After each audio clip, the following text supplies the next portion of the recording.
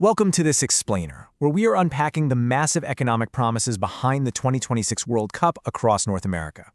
You know, if you live in a host city, you're probably hearing nonstop about record-breaking revenues and astronomical attendance figures. But underneath all that hype, your city is placing a very real, high-stakes bet with public resources. Today, we're going to completely bypass the standard scoreboard and figure out what actually happens to your hometown's bottom line. Okay, here's our roadmap for today. We'll start with the multi-billion-dollar promise, then jump into the PESTEL reality check. From there, we'll look at politics, economics, and society, followed by technology, environment, and law. Then we'll cover the host economy gap, and finally, we'll look beyond the bottom line. Let's get right into it. Section 1. The multi-billion-dollar promise. $30.5 billion. Seriously, let that number sink in for a second. That is the massive economic windfall FIFA has explicitly promised the host nations. When you're a mayor, a governor, or just a regular taxpayer, that's exactly the kind of headline figure that instantly justifies pouring millions into stadium upgrades, security, and transit. It sounds like an absolute game changer, doesn't it? And FIFA actually goes even further. They're estimating a staggering $40.9 billion in additional global GDP, plus the creation of 824,000 jobs. Oh, and the tournament itself? It's projected to be the most lucrative in history, generating about $11 billion in tournament revenue.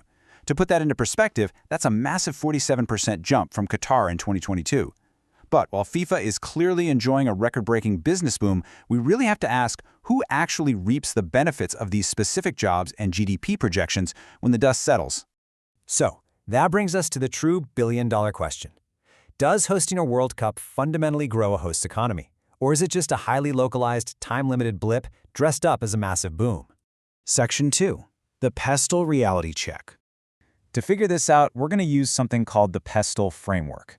Basically, PESTEL scans 6 massive external forces: political, economic, social, technological, environmental, and legal.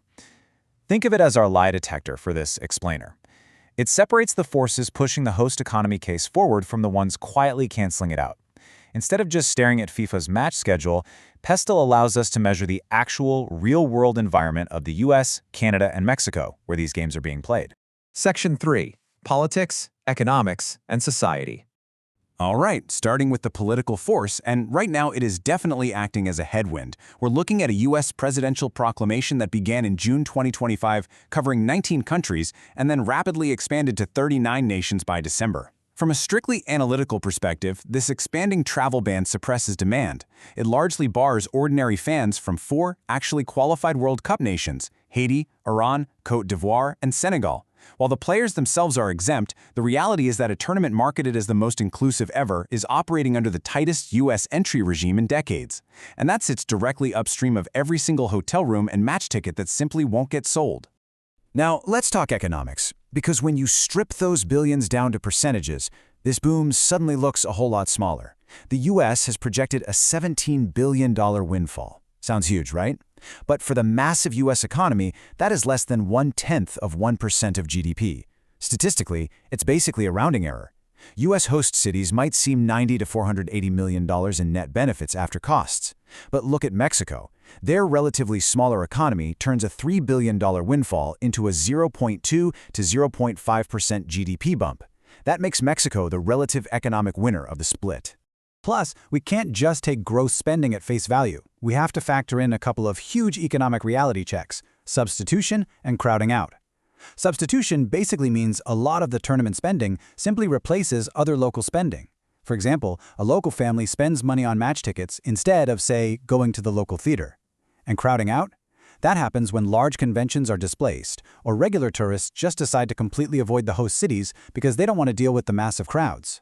This means a significant chunk of that gross spending was never actually net new money entering the local economy at all. Then we hit the social force, specifically this promise of a massive human wave of 5 to 7 million international visitors. Well, the reality check is already showing up in the data. Surprisingly, nearly 80% of surveyed hotels across 11 U.S. host cities are reporting bookings well below their initial forecasts. So despite those big promises of a massive surge and 250,000 indirect jobs, this social indicator is definitely flashing amber. Between visa wait times, geopolitical tension, and steep travel prices, the visitors simply might not arrive in the numbers we were promised.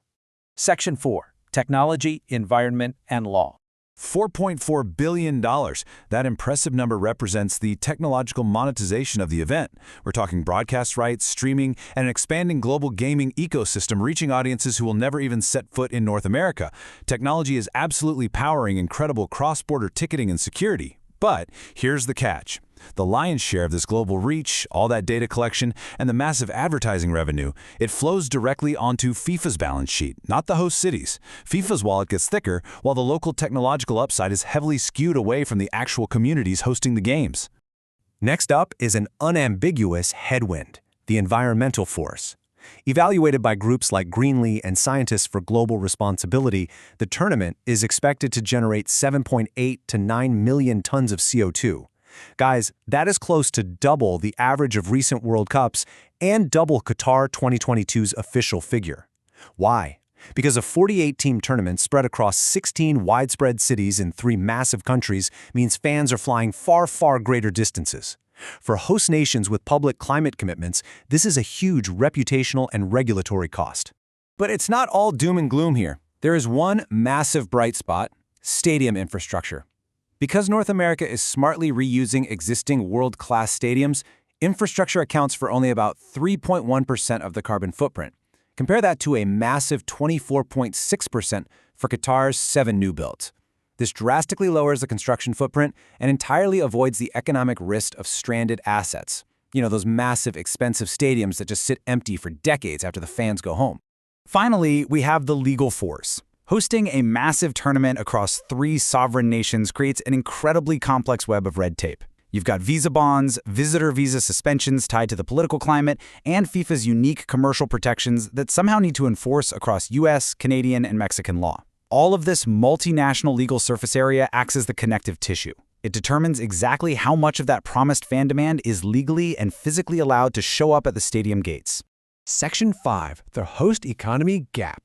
Bringing all these forces together leads us to what we call the World Cup host economy gap. It's basically the actual distance between that promised $30 billion windfall and the macro reality your city will experience. And it comes down to 5 predictable steps. First, the headline figure is just a marginal share of national GDP. Second, the impact is strictly time-limited to a few weeks.